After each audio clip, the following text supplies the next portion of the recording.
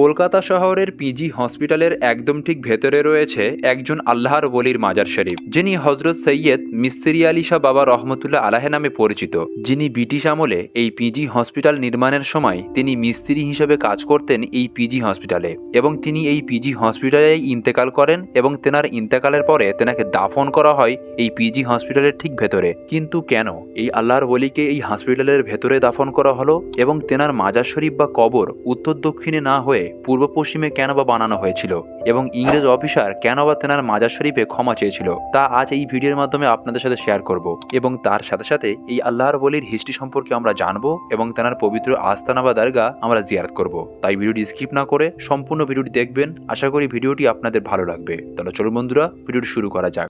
মুআজ্জাজ নাজরিন, আসসালামু আলাইকুম ওয়া রাহমাতুল্লাহি ওয়া বারাকাতুহু। আমি অপু শেখ, আপনাদের নিউজ ওয়ান। বন্ধুরা, আজ এই ভিডিওতে আপনাদেরকে কলকাতা শহরের এমন একজন কামেল আল্লাহর ওলির দরগা জিয়ারত করাবো যেনার মাজার শরীফ কলকাতা শহরের পিজি হসপিটালের ঠিক ভেতরেই রয়েছে এবং তেনার নাম হজরতে মিস্ত্রি আলী শাহ বাবা রহমতুল্লাহি তাআলা আলাইহে।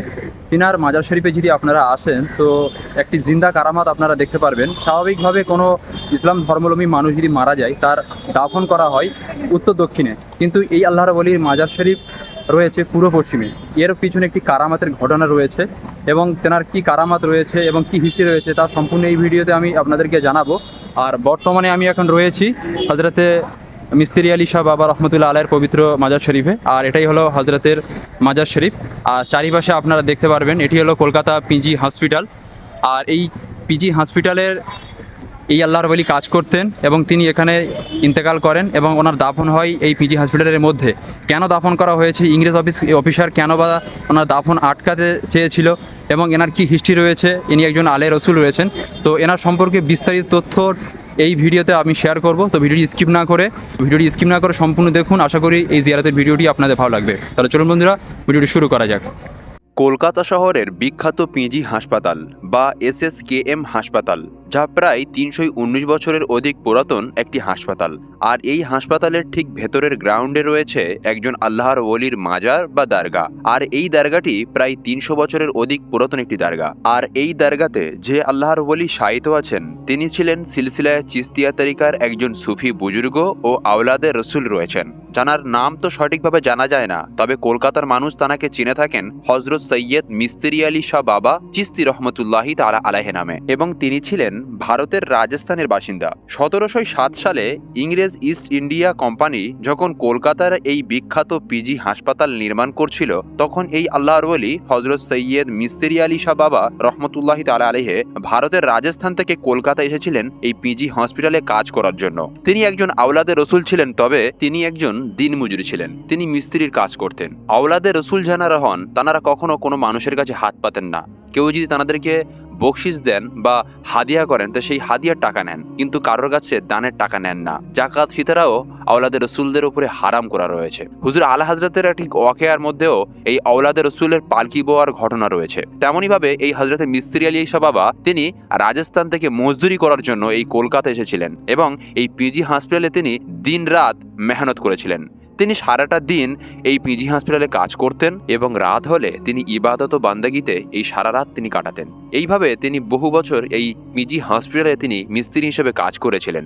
আর এই পিজি হাসপাতাল নির্মাণ করার সময় হজরত মিস্ত্রি আলী শাহ বাবা একটি কারামাত দেখিয়েছিলেন। শোনা যায় এই পিজি হাসপাতালের পুরোপুরি কাজ নাকি সম্পূর্ণ হয়ে গিয়েছিল, কিন্তু কাজের শেষে একটি বড় সমস্যা দেখা দেয়। আর সমস্যাটি হলো হাসপাতালের যে পুরো টেকচার বা যে বিল্ডিং একদিকে বেশ অনেকটা হেলে গিয়েছিল।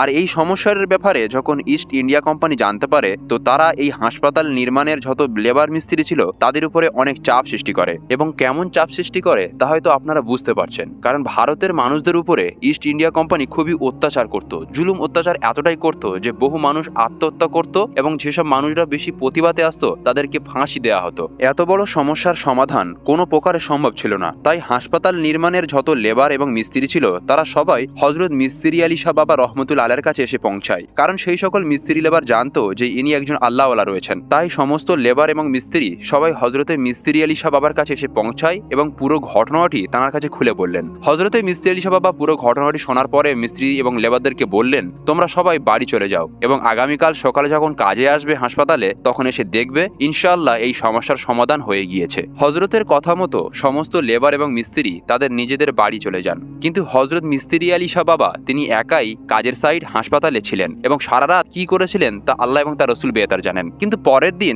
সকালে যখন লেবার মিস্ত্রি এসে পৌঁছালো হাসপাতালে, তারা এসে দেখলো একটি বড় কারামাত। আর সেই কারামাতটি হলো এক সাইডে যে বিল্ডিংটা পুরো বেঁকে গিয়েছিল সেই বিল্ডিং এক রাতের মধ্যে ঠিক হয়ে গিয়েছে। সুবহানাল্লাহ। আর এই বড় কারামাতটি তখনকার শুধু লেবার মিস্ত্রি নয়, দেখেছিলেন তখনকার ইংরেজ অফিসাররাও। সুবহানাল্লাহ। এত বড় কারামাত জহুর হওয়ার পরে হজরতের যারা চাহানেওয়ালা মিস্ত্রি লেবার ছিলেন তারা সবাই হজরতকে খুঁজতে লাগলেন। অবশেষে খোঁজাখুঁজির পরে তারা দেখতে পেলেন যে হাসপাতালের একদম মেন গেটে তিনি শুয়ে রয়েছেন। তারা যখন সেখানে গিয়ে পৌঁছালো তো গিয়ে দেখলেন হজরত শুয়ে নেই, তিনি ইন্তেকাল করেছেন। তার ইন্তেকালের পরে তার ভক্ত মুরিদ এবং চাহানেওয়ালা মিস্ত্রি লেবাররা সবাই তানাকে দাফন করেন এই পিজি হাসপাতালের গ্রাউন্ড মাঠে। বর্তমানে সেখানে আজও পর্যন্ত তার পবিত্র মাজা রয়েছে। হজরতের ইন্তেকালের প্রায় 3 থেকে 4 বছরের মাথায় ইংরেজ অফিসাররা একটি প্ল্যান বার করেন। প্ল্যানটি হলো এই পিজি হাসপাতাল তারা আরো একটু বড় করবে, আর সেই বড় করার জন্য হজরতের মাজার শরীফ ভেঙে দিয়ে তানার মাজারের উপর দিয়ে নতুন হাসপাতাল নির্মাণ করবেন। এই বিষয়টা যখন হজরতের চাহানেওয়ালা ভক্ত মুরিদরা জানতে পারলেন তখন ইংরেজ অফিসারদের উপরে প্রতিবাদ শুরু হলো। হজরতের যারা চাহানেওয়ালা রয়েছেন তারা ইংরেজ অফিসারদেরকে বললেন, ইনি একজন আল্লাহর ওলি রয়েছেন, এনার মাজার শরীফ না ভেঙে আপনারা অন্যদিকে হসপিটাল নির্মাণ করেন। তখন ইংরেজ অফিসাররা একটি প্রশ্ন দেয় যে ইনি যদি সত্যিই আল্লাহর ওলি হয়ে থাকেন তাহলে অবশ্যই একটি কারামাত দেখাক, তাহলে আমরা আর এনার মাজার ভাঙবো না। ইংরেজ অফিসাররাও জানতেন যে একজন আল্লাহর ওলিদের কারামাত হয়ে থাকে। ইংরেজ অফিসারদের এই কথা বা এই বক্তব্য শোনার পরে তারা যারা মুরিদ বা যারা চাহানেওয়ালা রয়েছেন তারা সবাই হজরতের মাজার শরীফের কাছে গিয়ে দোয়া আরজি করেন। এক রাত পরের দিন সকালে যখন ইংরেজ অফিসার এবং হাসপাতালের যারা স্টাফ ছিল তারা সবাই এসে দেখলেন আরও একটি বড় কারামাতের নিশানি। স্বাভাবিক যখন কোনো মুসলিম ধর্মাবলম্বী মানুষ মারা যায় তাদেরকে দাফন করা হয় উত্তর দক্ষিণে, ঠিক তেমনই হজরতে মিস্ত্রি আলী শাহ বাবাকেও যখন দাফন করা হয়েছিল তেনাকেও দাফন করা হয়েছিল ইসলাম শরিয়াত অনুযায়ী উত্তর দক্ষিণে। এবং এক রাতের মধ্যে হজরতের মাজার শরীফ বা কবর উত্তর দক্ষিণ থেকে ঘুরে গিয়েছিল পূর্ব পশ্চিমের দিকে, যা আজও পর্যন্ত যদি আপনারা ওনার মাজার শরীফে যান তো গিয়ে দেখতে পারবেন ওনার মাজার শরীফ উত্তর দক্ষিণে নয় তথা পূর্ব পশ্চিমে রয়েছে। আর এই কারামাতটি যখন ইংরেজ অফিসার জানতে পারলো তিনি অবাক হয়ে গিয়েছিলেন যে আমি আগামীকাল হজরতের চাহানেওয়ালা মানুষদের কাছে আমি চ্যালেঞ্জ করেছিলাম যে তিনি যদি আল্লাহর ওলি হয়ে থাকেন তাহলে তিনি একটি কারামাত দেখাক, তিনি এক রাতের মধ্যে এত বড় কারামাত দেখিয়ে দিয়েছেন যে তার মৃত্যুর পরে তার কবরটাকেও ঘুরে দিয়েছেন। এই কারামাতটি দেখার পরে যখন ইংরেজ অফিসার বুঝতে পারলেন যে তার একটি বড় ভুল হয়েছে তাই তিনি সঙ্গে সঙ্গে মাজার শরীফের মধ্যে প্রবেশ করেন এবং হজরতের কাছে নাকি তিনি ক্ষমা প্রার্থী করেছিলেন, যা আজও পর্যন্ত হজরতের সেই ঐতিহাসিক কারামাত এখনো পর্যন্ত দেখা যায়। যদি আপনারা কখনো পিজি হসপিটালে যান তো অবশ্যই হজরতের মাজার শরীফ জিয়ারাতে যাবেন এবং গিয়ে দেখতে পারবেন যে তেনার মাজার শরীফ উত্তর দক্ষিণে নয় তথা পূর্ব পশ্চিমে রয়েছে। সুবহানাল্লাহ। আর বন্ধুরা আপনারা এখন যে লাল যে বিল্ডিংটি দেখতে পাচ্ছেন এই লাল বিল্ডিংটি হলো কলকাতার সেই ঐতিহাসিক পিজি হাসপাতাল, যে হাসপাতালে হজরতে মিস্ত্রি আলী শাহ বাবা তিনি কাজ করতেন এবং কারামাতের মাধ্যমে এই বিল্ডিংটি সোদা করে দিয়েছিলেন। এই বিল্ডিংটি হেলে গিয়েছিল কিন্তু ওনার কারামাতের মাধ্যমে এক রাতে সোদা হয়ে গিয়েছিল। এবং হজরতের দরগা শরীফে ওনার একটি উরুস শরীফও হয়ে থাকে, বাৎসরিক উরুস শরীফ, যেটি বাংলা ক্যালেন্ডার অনুযায়ী বৈশাখ মাসের 5-6। আর এই বৈশাখ মাসের 5-6 ওনার উরুস শরীফে কলকাতার বিভিন্ন এলাকার আবাম এই পিজি হসপিটাল গ্রাউন্ডে আসেন এবং ওনার উরুস শরীফে হাজিরি দেন। এবং আপনারা চেষ্টা করবেন হজরতের উরুস শরীফে আসার, কিংবা আপনারা যদি এনি টাইম কখনো পিজি হসপিটালে আসেন তো অবশ্যই এই আল্লাহর ওলির দরগা শরীফ জিয়ারত করার চেষ্টা করবেন। এবং সবচাইতে বড় যেটা দেখার বিষয় যে ওনার মাজার শরীফ উত্তর দক্ষিণে নয় তথা পূর্ব পশ্চিমে রয়েছে। এই কারামাতের বিষয়টি আপনারা অবশ্যই দেখতে আসুন এবং আপনাদের এই ভিডিওটি কেমন লেগেছে অবশ্যই আপনারা কমেন্ট করে জানাবেন। এতক্ষণ ছিলাম আমি অপু শেখ, আপনাদের মিউজবান। আবার দেখা হবে এমন কোনো ভিডিও নিয়ে, ততক্ষণ আপনারা সুস্থ থাকবেন, ভালো থাকবেন। খুদা হাফিজ।